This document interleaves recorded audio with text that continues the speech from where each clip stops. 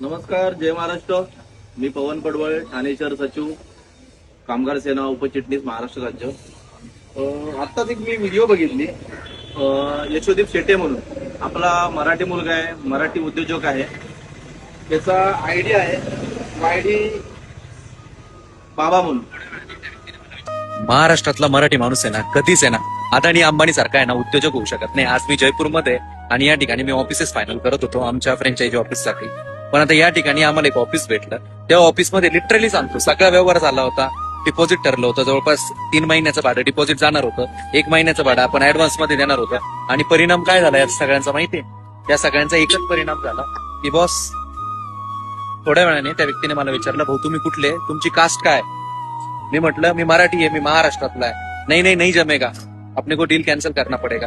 ही condition आज माझी जयपूरमध्ये. खूप जास्त स्ट्रगल करतोय जयपूरमध्ये. स्वतःचं ऑफिस आपल्याला ओपन करायचंय.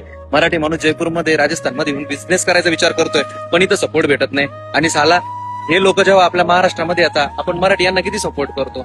सन्माननीय राजसाहेब नेहमी सांगत आले, आपल्या मराठी माणसाच्या, आपल्या मराठी उद्योजकाच्या, व्यावसायिकाच्या, जे काय व्यावसायिक आहेत त्यांच्या पाठीशी उभे राहा, खंबीर उभे राहा.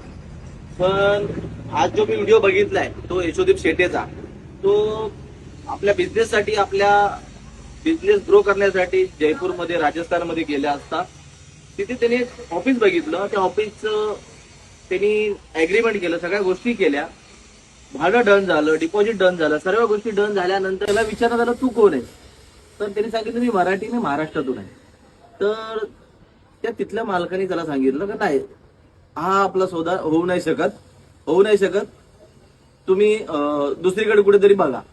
माझं सांगण्याचं तात्पर्य एवढंच आहे का आपल्या महाराष्ट्रामध्ये, आपल्या राज्यामध्ये आपण सगळ्या लोकांना मान सन्मान देतो, सगळ्या गोष्टी देतो, पण आपणही विचार केला पाहिजे जेव्हा आपण इतर राज्यात जातो तेव्हा आपल्याला काय वागणूक मिळते, आपल्या मराठी माणसाला काय वागणूक मिळते. तो माझी सर्व मराठी बांधवांना, मराठी उद्योजकाला कळकळीची विनंती आहे. जयपूरमध्ये कोण आपले मराठी बिझनेसमॅन असतील, त्या यशोदीप शेटेला तुम्ही सपोर्ट करा. त्याला ज्या ऑफिससाठी त्याला नाकारण्यात आलंय, तर त्याच्यासाठी तुम्ही प्रयत्न करा. मीही प्रयत्न करतोय, तुम्हीही प्रयत्न करा. तुर्तास थांबतो. जय हिंद, जय महाराष्ट्र.